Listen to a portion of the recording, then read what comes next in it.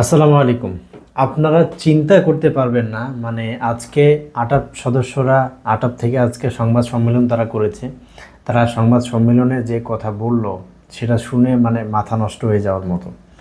Syndicate যারা এই air ticket সিন্ডিকেটে যারা কাজ করছে তারা প্রায় 50 থেকে 60 হাজার টিকিট উইদাউট পাসপোর্ট, উইদাউট কোনো ইনফরমেশন, কোনো কিছু ছাড়াই তারা টিকিট ব্লক করে রাখছে।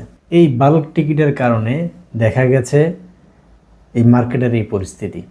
এখন মানুষকে, যারা সাধারণ যাত্রী আছে, যারা গ্রহীতা আছে বা গ্রাহক আছে, তাদেরকে এই ধরনের হয়রানি পোহাতে হচ্ছে।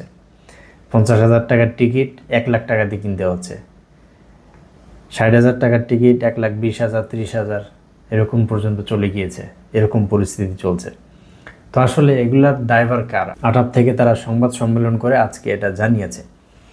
তো এটা দেখে আসলে খুবই অবাক লাগলো যে সরকার প্রধান সহ যারা এগুলো পরিচালনা করছেন তারাই কি আসলে এগুলোর সাথে জড়িত কিনা। যদি তারাই আসলে একটু সতর্ক হয় এবং প্রশাসনের দৃষ্টিগোচর হয়, তাহলে সেই ক্ষেত্রে এগুলো আসলে নিয়ন্ত্রণ করা পসিবল। আমাদের পূর্ববর্তী সরকারের আমলেও কিন্তু এত পরিমাণে সিন্ডিকেট বা এত পরিমাণে টিকিটের দাম বেড়ে যায়নি, এখন যে পরিস্থিতি তৈরি হয়েছে।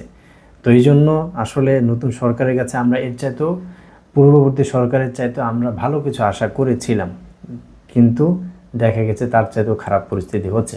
তো এই জন্য হাজার হাজার মানুষ, হাজার হাজার ছাত্ররা প্রাণ দিয়ে এই নতুন সরকার বা নতুন যে স্বাধীন করলো দেশ, এটার কোনো মূল্যই থাকলো না।